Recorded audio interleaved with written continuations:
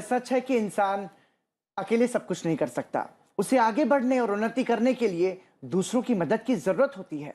दरअसल बच्चा जब बड़ा होने लगता है तो उसके माता पिता, परिवार के लोग सहायक बनते हैं। उसे चलना, उठना, बैठना, बोलना और ठीक तरह से व्यवहार करना सिखाते हैं। बिल्कुल। इसके बाद वो पड़ोस, स्कूल और समाज के बीच जाता है और लोगों से जीवन जीने का हुनर सीखता है, आगे बढ़ता है।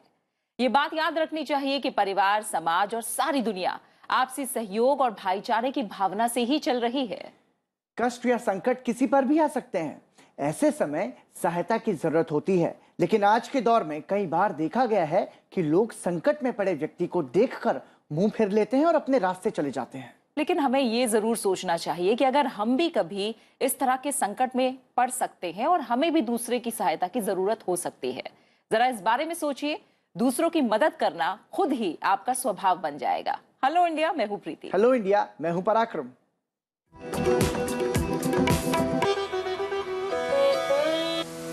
और आइए शुरुआत करते हैं बड़ी राष्ट्रीय खबरों के साथ।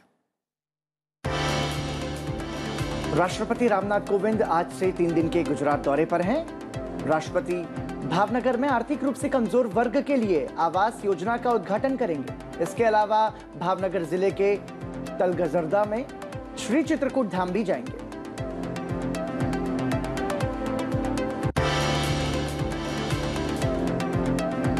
उपराष्ट्रपति एम वेंकैया नायडू गोवा की यात्रा पर हैं। आज उपराष्ट्रपति संत सोहिरोबनाथ अंबिया शासकीय कला और वाणिज्य महाविद्यालय के नए परिसर का उद्घाटन करेंगे। केंद्रीय पर्यटन राज्य मंत्री श्रीपद नायक और गोवा के मुख्यमंत्री प्रमोद सावंत भी समारोह में शामिल होंगे। गृह मंत्री अमित शाह ने कहा है कि प्रधानमंत्री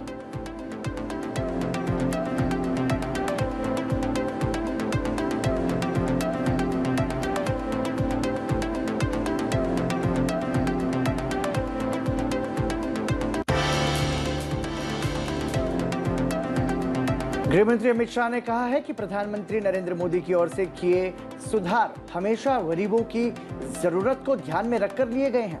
लोकतंत्र में शासनाध्यक्ष के रूप में प्रधानमंत्री नरेंद्र मोदी के 2 दशक विषय पर दिल्ली में राष्ट्रीय सम्मेलन को संबोधित करते हुए उन्होंने ये बात कही। केंद्रीय मंत्री अमित शाह ने कहा कि प्रधानमंत्री नरेंद्र मोदी ने देश के सभी क्षेत्रों में विकास के लिए योजनाओं की शुरुआत की। उनका मानना है कि अर्थव्यवस्था का विस्तार होना चाहिए। इसका लाभ गरीबों और जरूरतमंदों को मिलना चाहिए।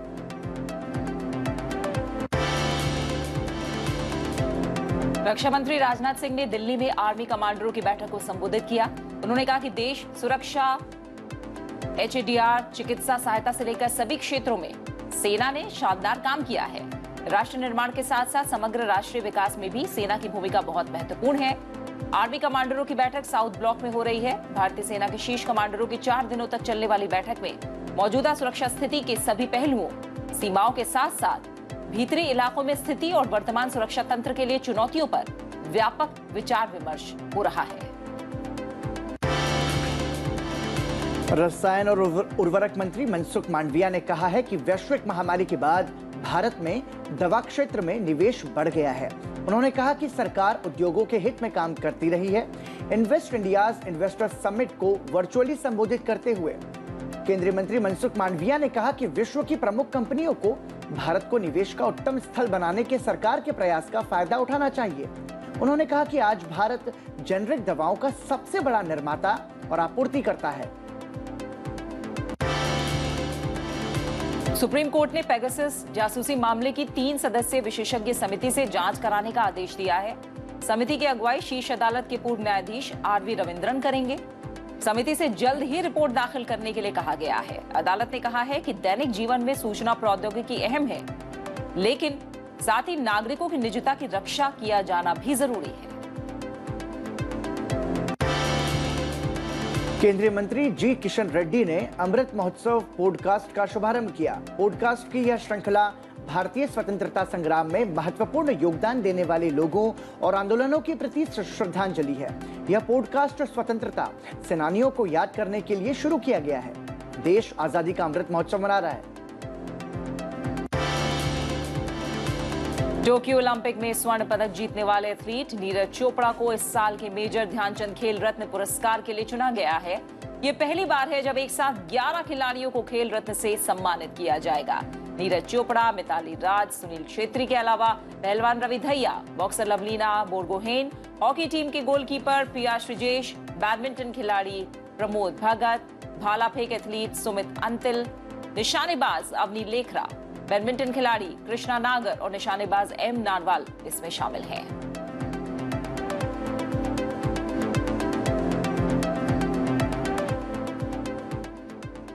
और राष्ट्रीय सुर्खियों के बाद आइए अब नजर डालते हैं NEWS यानी कि देश के चारों कोनों से आ रही राज्यवार खबरों की ओर।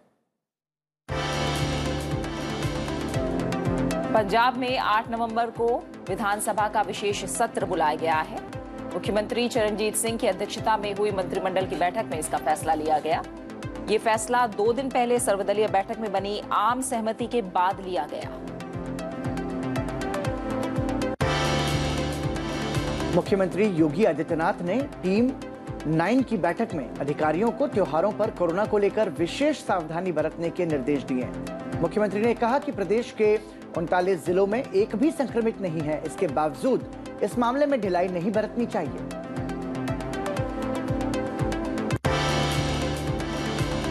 उत्तर प्रदेश सरकार में कैबिनेट मंत्री जितिन प्रसाद समेत उत्तर प्रदेश विधान परिषद के 4 नए सदस्यों को बुधवार को शपथ दिलाई गई। निषाद पार्टी के अध्यक्ष संजय निषाद, चौधरी वीरेंद्र सिंह गुर्जर और गोपाल भुर्जी को सदन में शपथ दिलाई गई। ओडिशा के मुख्यमंत्री नवीन पटनायक ने एमओ कॉलेज अभियान के तहत प्रदेश के 12 कॉलेज और 2 यूनिवर्सिटी के लिए 1.5 करोड़ रुपए अनुदान की पहली किश्त जारी की। यह इन संस्थानों में विभिन्न योगदानकर्ताओं द्वारा की गई राशि की दोगुना है।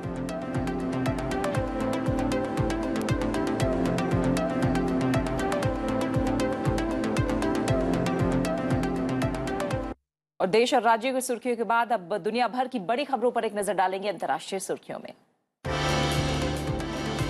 प्रधानमंत्री नरेंद्र मोदी 16वें पूर्वी एशिया सम्मेलन में वर्चुअल माध्यम से शामिल हुए। इस मौके पर प्रधानमंत्री ने कोविड-19 महामारी की चुनौतियों से निपटने के लिए सहयोग की अपील की।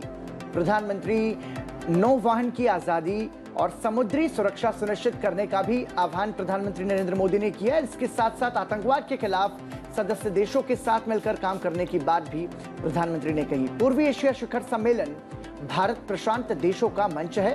2005 में अपनी स्थापना के बाद से इसने पूर्वी एशिया के रणनीतिक और भू राजनीतिक विकास में अहम भूमिका निभाई है। पूर्वी एशिया शिखर सम्मेलन में भारत, चीन, जापान, दक्षिण कोरिया, ऑस्ट्रेलिया, न्यूजीलैंड, संयुक्त राज्य अमेरिका और रूस के अलावा आसियान के देश शामिल हैं। भारत पूर्वी एशिया शिखर सम्मेलन का संस्थापक सदस्य है।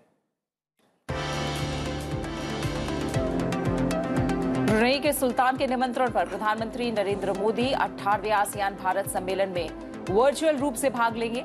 सम्मेलन में आसियान देशों के राष्ट्राध्यक्ष और शासनाध्यक्ष हिस्सा लेंगे। 18वां आसियान भारत शिखर सम्मेलन कोरोना महामारी, अंतर्राष्ट्रीय विकास, व्यवसायों समेत दूसरे अहम मुद्दों पर केंद्रित होगा। महामारी के बाद आर्थिक सुधारों समेत अहम क्षेत्रीय और अंतर्राष्ट्रीय मुद्दों पर भी चर्चा होगी। इसके साथ ही सम्मेलन में रणनीतिक साझेदारी की स्थिति की समीक्षा, स्वास्थ्य, व्यापार और वाणिज्य, कनेक्टिविटी, शिक्षा और संस्कृति समेत प्रमुख क्षेत्रों में हुई प्रगति का जायजा भी लिया जाएगा। रक्षा मंत्री राजनाथ सिंह ने कहा कि भारत अपने समुद्री हितों की रक्षा करने के लिए पूरी तरह से प्रतिबद्ध है। भारत समुद्र से संबंधित कानूनों पर संयुक्त राष्ट्र के कन्वेंशन के अनुसार सभी राष्ट्रों के अधिकारों का सम्मान करने के लिए भी प्रतिबद्ध है। वर्चुअल माध्यम से हिंद प्रशांत क्षेत्रीय संवाद 2021 के उद्घाटन सत्र को संबोधित करते हुए रक्षा मंत्री राजनाथ सिंह ने कहा कि समुद्री क्षेत्र से जुड़े मामलों में सभी के हित में समाधान ढूंढा जाना चाहिए। उन्होंने कहा कि आतंकवाद, समुद्री डकैती, मादक पदार्थों के अवैध कारोबार और जलवायु परिवर्तन जैसे गंभीर खतरों ने हिंद प्रशांत क्षेत्र में नई चुनौतियां पैदा की हैं। इससे निपटने की जिम्मेदारी हम सभी की है। भारत ने चीन की सीमा कानून बनाए जाने के एक पक्षीय निर्णय पर चिंता जाहिर की है, जिससे सीमा प्रबंधन पर वर्तमान द्विपक्षीय सहमति और सीमा के प्रश्न पर प्रभाव पड़ सकता है। विदेश मंत्रालय के प्रवक्ता अरिंदम बागची ने मीडिया के प्रश्नों के जवाब में बताया कि ऐसे एक पक्षीय कदम का दोनों पक्षों द्वारा सहमति वाले मुद्दों पर कोई प्रभाव नहीं पड़ेगा जो पहले लिए जा चुके हैं, भले ही ये सीमा के प्रश्न पर हो या भारत चीन सीमा क्षेत्र में वास्तविक नियंत्रण रेखा के साथ शांति और सद्भाव बनाए रखने से संबंधित हो। पेरिस जलवायु समझौते के बाद से सबसे महत्वपूर्ण संयुक्त राष्ट्र जलवायु परिवर्तन सम्मेलन 31 अक्टूबर से 12 नवंबर तक ब्रिटेन के ग्लासगो में होना है। प्रधानमंत्री नरेंद्र मोदी G20 शिखर सम्मेलन और जलवायु सम्मेलन में भाग लेने के लिए इस महीने की 29 तारीख से 2 नवंबर तक रोम और ग्लासगो की यात्रा पर रहेंगे।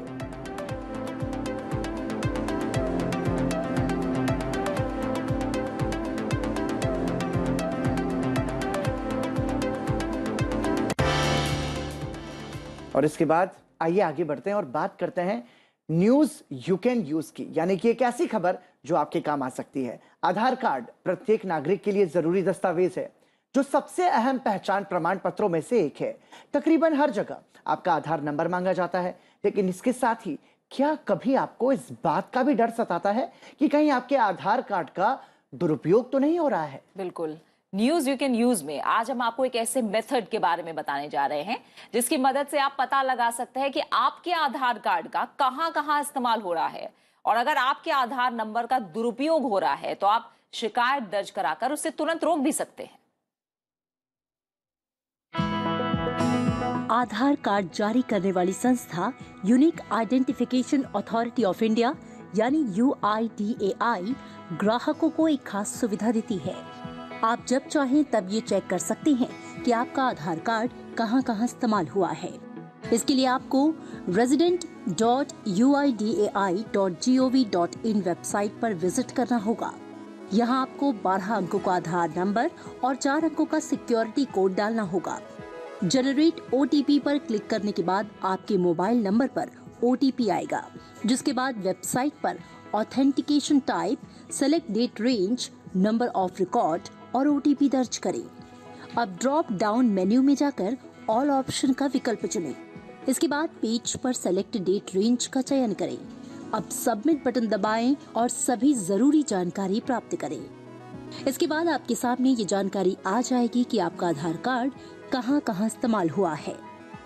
यहाँ आपको ये बताना जरूरी है कि आप इस प्रोसेस का उपयोग केवल तभी कर सकते हैं जब आपका फोन नंबर आपके आधार कार्ड से जुड़ा हो। अगर आपको लगता है कि आपके आधार कार्ड का कहीं पर गलत इस्तेमाल किया जा रहा है तो आप UIDAI टोल फ्री नंबर 1947 पर फोन करके इस बात की शिकायत कर सकते हैं।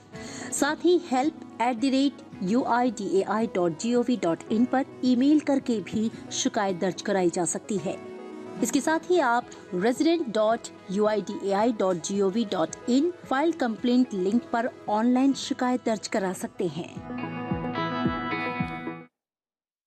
बिल्कुल पराक्रम, आधार कार्ड को जब से पहचान पत्र के रूप में इस्तेमाल किया जा रहा है तब से इस तरह की शंकाएं भी थी कि कहीं इसका कोई गलत इस्तेमाल ना हो, लेकिन अब ये जो तरीका निकल कर आया है जाहिर तौर पर इस पे लगाम भी लगेगी और लोग खुद मॉनिटर भी कर पाएंगे कि उनका आधार कार्ड कहाँ इस्तेमाल बिल्कुल, क्योंकि जो आपके जो सर्टिफिकेट्स हैं और ऐसे जो आपके पहचान पत्र और जो प्रमाण पत्र हैं जो कि सब जगह महत्वपूर्ण तरीके से आप इस्तेमाल उनका कर सकते हैं, तो उसकी निजता और उसकी सावधानी बरतना बहुत जरूरी है। और प्रीति, हमने देखा कि आधार कार्ड के मसले को तो राजनीतिक मुद्दा भी बहुत बनाया गया, हालांकि हर बार स्पष्ट रूप से कहा गया कि आधार किसी भी निजता का हनन नहीं करता है, लेकिन सही जानकारी यदि होगी जैसे कि हमने न्यूज यू कैन यूज के जरिए दी तो दर्शक बेहतर समझ पाए। बिल्कुल। और आइए अब हम बढ़ते हैं अपने अगले सेगमेंट की तरफ जो है फिट रहो इंडिया।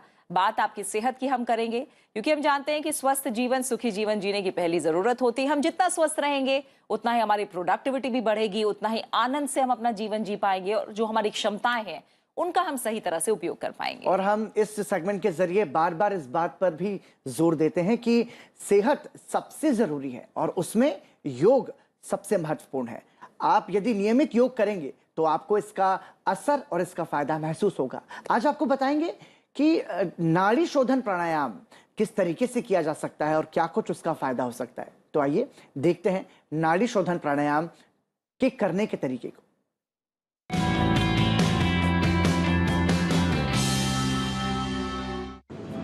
नाड़ी शोधन प्राणायाम के अभ्यास के लिए किसी भी सुखदायक आसन में बैठ जाएं।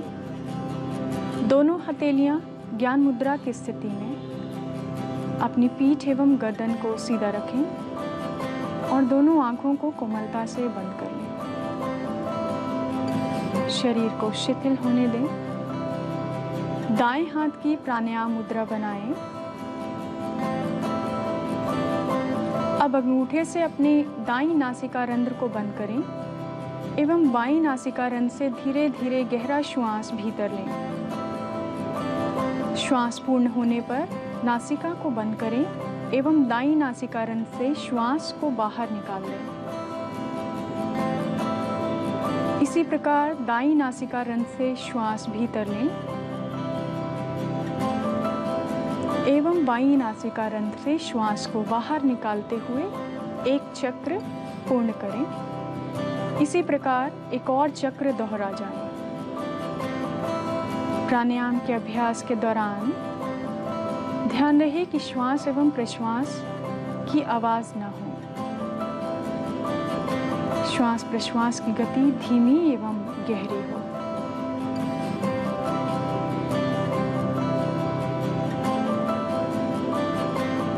चक्र को पूर्ण कर लेने के पश्चात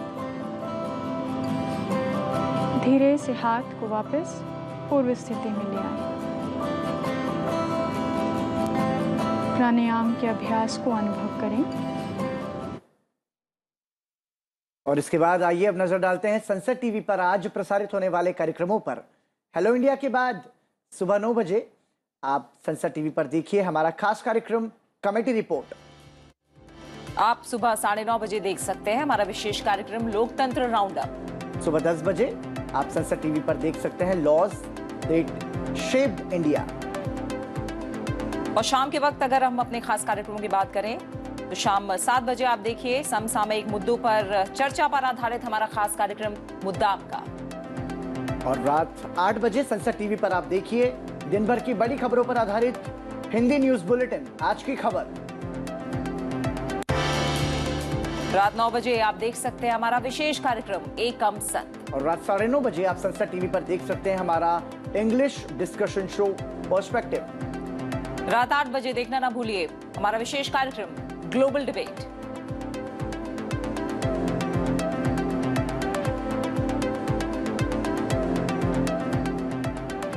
इसके साथ फिलहाल समय है एक छोटे से ब्रेक का। ब्रेक के बाद आपको बताएंगे आज के दिन का इतिहास। और फिलहाल ब्रेक पर जाते जाते आपको छूट जाते हैं दुबई एक्सपो में भारतीय पवेलियन में आयोजित लद्दाख की कला संस्कृति की झलकियों के साथ।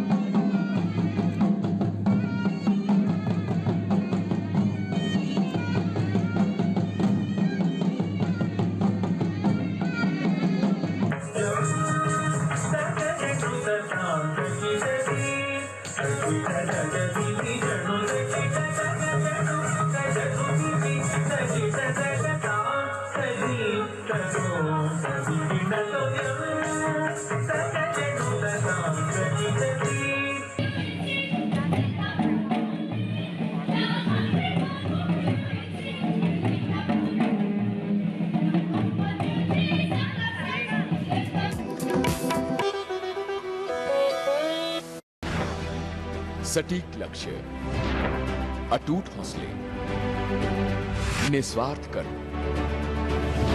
जनहित सर्वोपरि। नायक नए भारत के, कहानियां बदलाव की।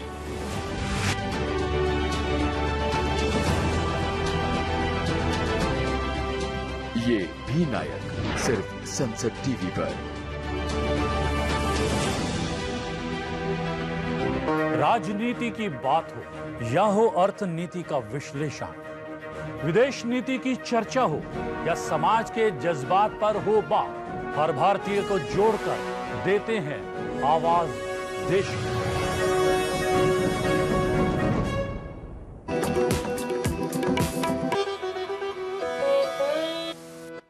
हेलो इंडिया ब्रेक के बाद एक बार फिर आप सभी का स्वागत है। और आइए अब बात करते हैं आज के इतिहास की। और आइए आपको बताते हैं आज के दिन से जुड़े इतिहास के बारे में। और इतिहास के पन्नों में 28 अक्टूबर के नाम क्या खास घटनाएं दर्ज हैं, नजर डालते हैं।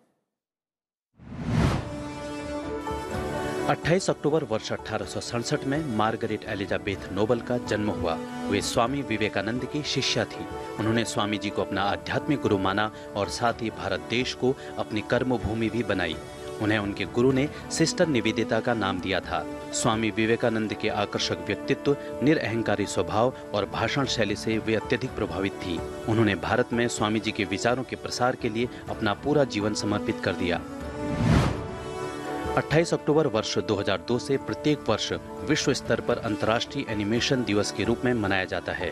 यह दिन वर्ष 1892 में पेरिस के ग्रीविन संग्रहालय में चार्ल्स एमिन रेनॉल्ट के थिएटर ऑप्टिक के पहले सार्वजनिक प्रदर्शन की याद दिलाता है। इस दिन की घोषणा वर्ष 2002 में अंतर्राष्ट्रीय एनिमेटेड फिल्म एसोसिएशन ASIFA ने की, जो यूनेस्को का सदस्य है। आज का दिन एनिमेशन की कला का उत्सव मनाने और एनिमेटेड फिल्मों के बारे में बताता है। इसके साथ ही यह दिन एनिमेटेड आर्ट के पीछे कलाकारों, वैज्ञानिकों और तकनीशियनों को भी पहचानने के लिए मनाया जाता है। 28 अक्टूबर वर्ष 1886 में स्टैच्यू ऑफ लिबर्टी को स्थापित किया गया। यह संयुक्त राज्य अमेरिका में न्यूयॉर्क शहर में लिबर्टी द्वीप पर स्थित एक विशालकाय प्रतिमा है। इस मूर्ति को फ्रांस के लोगों द्वारा संयुक्त राज्य अमेरिका को उपहार स्वरूप भेंट किया गया। इसे फ्रांसीसी मूर्तिकार फ्रेडरिक बार्थोल्डी द्वारा डिजाइन किया गया। यह मूर्ति एक रोमन स्वतंत्रता देवी की है। यह प्रतिमा संयुक्त राज्य अमेरिका के स्वतंत्रता के प्रतीक के रूप में स्थित है, जिसे समुद्र के रास्ते आने वाले अप्रवासियों के स्वागत के प्रतीक के रूप में भी देखा जाता है। और आइए बात करते हैं हमारे खास सेगमेंट फाइनेंस ज्ञान की, जिसमें हम आपको बताते हैं वित्तीय ज्ञान से जुड़ी हुई एक ऐसी जानकारी जो कि आपके लिए मददगार साबित हो सकती है। आज बात करेंगे जीडीपी के बारे में। जीडीपी शब्द आपको कई जगहों पर सुनने को मिलता है, जैसे खबरों में, अखबारों में, लेकिन एक सवाल ये भी आता है कि ये जीडीपी का फुल फॉर्म क्या है। बिल्कुल, और जीडीपी का फुल फॉर्म अगर हमें मान लीजिए पता भी है तो भी उसके बारे में जो बारीकियां हैं वो हो सकता है आम लोगों को ना पता हो। किसी भी देश की तरक्की में इसका क्या योगदान है, साथ ही जो जीडीपी है इसका इस्तेमाल आखिर क्यों और कैसे किया जाता है। दरअसल जीडीपी किसी भी देश की अर्थव्यवस्था को मापने का एक पैमाना है, जिससे ये अनुमान लगाया जाता है कि किसी देश में विकास किस गति से हो रहा है। इसलिए किसी भी देश की जीडीपी का अच्छा होना उस देश की मजबूत अर्थव्यवस्था को दर्शाता है। आइए फाइनेंस एक्सपर्ट के जरिए आसान शब्दों में आपको समझाते हैं जीडीपी आखिर क्या है। जीडीपी, इसका मतलब होता है gross domestic product, the total value of final goods and services produced in the economy in A given period of 1 year. देखिए, जीडीपी जब बढ़ती है ना जी, तो उस बेसिकली एक प्रॉस्पेरिटी दिखाता है। ये economic prosperity of the country दिखाता है। अगर जीडीपी तभी बढ़ेगी जब लोगों में प्रॉस्पेरिटी हो, सबको नौकरियां मिली हो, जो कि नॉर्मली कभी किसी भी इकोनॉमी में नहीं होता। इवन अमेरिका भी, उसकी सबसे ज्यादा जीडीपी है, कोई 17-18 ट्रिलियन डॉलर होगी, 18 पॉइंट समथिंग है, और 14-15 ट्रिलियन डॉलर चाइना की है। तो इनमें भी पूरी 100% एम्प्लॉयमेंट नहीं है, अनएम्प्लॉयमेंट रहता है, पर फिर भी as compare to India the rate of unemployment is much less and as such the country is very prosperous. GDP high होगी तो मतलब प्रॉस्पेरस इकोनॉमी है, प्रॉस्पेरस लोग होंगे, उनका रहन सहन समृद्ध, जिसे कहें ना, समृद्ध जनता होगी वहां। तो आरबीआई के पूर्व निदेशक ए.के. मट्टू आपको समझा रहे थे जीडीपी के बारे में। उम्मीद करते हैं आपको ये समझ में आया होगा। और जाते जाते अब मुझे और प्रीति को इजाजत देने का समय है और आपको छोड़े जाते हैं सुरीले संगीत के साथ। आज के कलाकार में अपनी संगीतमय कला को दिखा रहे हैं प्रशांत मलिक और निशांत मलिक। ये दोनों दरभंगा घराने की 13वीं पीढ़ी के ध्रुपद गायक हैं। आप लीजिए इनकी गायकी का आनंद और मुझे और पराक्रम को दीजिए इजाजत। कल फिर होगी आपसे मुलाकात। नमस्कार। नमस्कार। नमस्कार, मैं प्रशांत मलिक। मैं निशांत मलिक। संसद टीवी के सभी दर्शकों का हम दोनों भाई स्वागत करते हैं, अभिवादन करते हैं। राग भैरव में ध्रुपद की एक सुर ताल की बंदिश लेकर उपस्थित हुए हैं आप सभी के लिए।